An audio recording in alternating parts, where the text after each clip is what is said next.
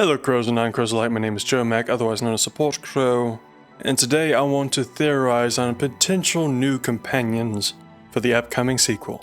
Starting with our Gryffindor companion number 1, Gareth Weasley. Having our own Ron Weasley equivalent makes obvious sense on the surface, but this theory goes deeper than just the red hair and freckles.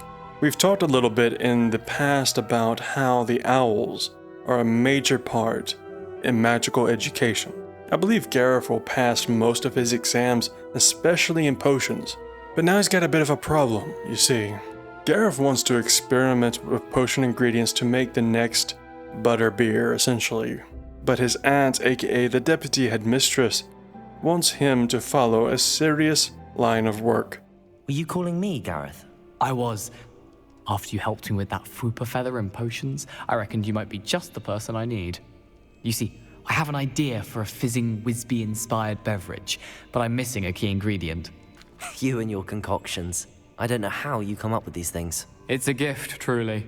So, I suspect the key ingredient in fizzing Wisbies is dried billywig stings. I heard there's a store of them in Honeyduke's cellar.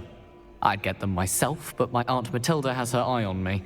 Thinks I need to focus on potions class for a while, not for my own brews.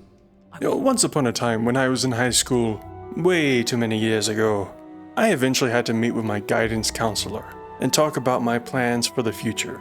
My plans after high school, my career, what kind of college I want to go to and whatnot. And when my counselor asked what I wanted to do for a career, I said with a plain face that I wanted to be a video game developer. And I can see it in my mind's eye as though it had just happened yesterday. The guidance counselor then told me to take this seriously, and that I needed to choose a career meant for adults, not children. That is the kind of vibe I get with Gareth Weasley. He can either choose the serious adult business path of being a run-of-the-mill potioneer, or he can choose to follow his dreams, follow a more dangerous, insecure path, and really dive into what he wants to do. I think Gareth takes the second option, but now he has to prove to everyone that he made the right choice, and I think I know exactly how that should come about. The Wizarding School's Potions Championship is a potioneer tournament that started in the year 1407 and has returned every 7 years since. So it's perfectly logical to assume that such a competition would take place during the setting of Hogwarts Legacy. It is a tournament held in an enchanted garden, and students from multiple wizarding schools engage in dangerous and complicated potion-making challenges. It's essentially the Triwizard Tournament, except it's all about potions. The trophy is a golden cauldron, and there isn't a dark wizard waiting to be resurrected. This is the perfect opportunity for Gareth to show everyone that he can win this competition, but also do it his own way. He would not only win the Golden Cauldron, but also the confidence of everyone around him. So that's the Gryffindor companion, so how about Slytherin? I feel it in my bones that we are going to get Quidditch in Hogwarts Legacy 2 in some shape or form, even if it's not actually playable. And out of every character, the one that would be most hyped for this, and who is our next possible companion, is Imelda Reyes. Imelda is defined by competition. It motivates her idea of improvement and inspires her ambition. She wants to be a professional Quidditch player. So in a school year where Quidditch has returned, her ambition and competitive edge will be at an all-time high. Everyone knows that class is only for beginners, troublemakers, and bumbling baboons. But for some reason, now people think you're competition. Ugh, I can't be having that. Perhaps I am competition. You're not even Slytherin. Could be a useless squib for all I know. Enough of this. Only one way to find out who's the better flyer. I hold one of the fastest times on this course. Let's see if you can beat it. Slytherin versus Ravenclaw. It is this sharp competitive edge that I believe will be the crux of her conflict. Everything is a competition to Imelda, and it defines not only her character, but also her relationships.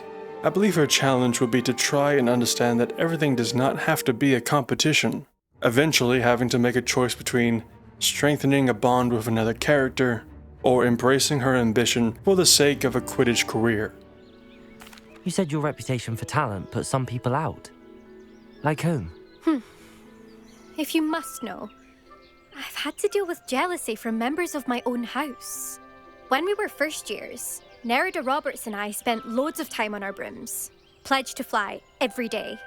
As my skill on a broom grew, rapidly I might add, Nerida suddenly didn't have time for flying practice. I tried to give her pointers, but she didn't have the natural ability I did. Clearly, she was jealous. Poor thing spends all her time now dawdling by the lake, obsessed with merpeople. Won't even learn to swim. I refuse to downplay my talents to coddle someone else's fragile ego. Anyway, I need to ready the next course. Stop by when it's ready, if you can handle it. She either chooses something sentimental for her ambition, or sacrifices something advantageous for the sake of sentimentality. Neither choice being good or bad is just one of those real-life choices we have to make and deal with the consequences. And it's a level of moral ambiguity that I believe is perfect for a Slytherin companion. Now let's move on to my favorite house, although I am a little biased. Ravenclaw got the shaft in Hogwarts Legacy. We were done rather dirty. So it would be easy to say that Amit the Car, the supposed Ravenclaw companion from the first game, would get the all-star epic adventure treatment this time around. However, this video is all about new companions. And across all the Ravenclaw students, there is really only one with a potential conflict that would be exploited in Hogwarts Legacy 2, and that is Everett Clopton. Everett has an interesting trait in that he never really takes anything seriously. And where have you two been? Oh, hello, Professor. We were trying to get a bit of extra practice in. Hefty points will be taken from each of you for not following my instructions. Mr. Clopton, I am disappointed in you. You're in this class because you're still not showing yourself, or frankly, your broom, the proper respect. But, Professor... Enough. Class is finished for the day. As for you, you do well to use better judgment in the future. Chin up. That was some rather good flying. In a previous video, we talked about how Amit the Car's potential conflict would be about him passing all of the owls and just having too many choices. But what happens if you fail all of your exams and you don't have any choices? That is Everett's conflict in Hogwarts Legacy 2. He needs to figure out what options he has in a world where there are very few options left for him to take. And maybe, along the way, learn that not everything is all fun and games. Fred and George Weasley ran a joke shop, but they were also great at running a business. How much for this? 5 galleons. How much for me? 5 galleons. I'm your brother. 10 galleons.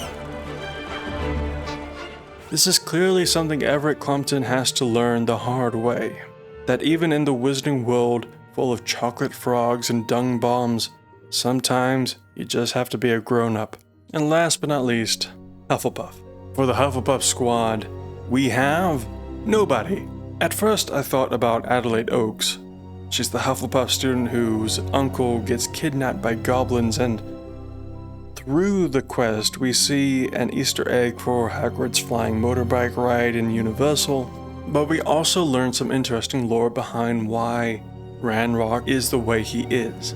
This would suggest that maybe Adelaide had some larger role to play, but overall, I don't think there are really any Hufflepuffs that are worth the new companion treatment. Granted, there's nothing stopping a skilled writer from creating material for any of these characters so the juice is worth a squeeze, but in my opinion, if you're going to put in that kind of effort, you might as well introduce a new character completely.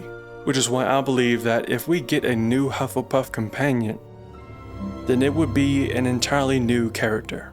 So those are the new potential companions I could see making an appearance in Hogwarts Legacy 2. What companions and characters are you hoping to see in the upcoming sequel? Let me know down below. I hope you enjoyed the video and thank you for watching. Be sure to like and subscribe if you'd like to see more content like this. And shout out to the Supreme COVID members over at the main channel, Solitary Warcry and J Blastoise. Your support keeps me going. Until next time, as always, Be safe, be well, be kind. Bye-bye.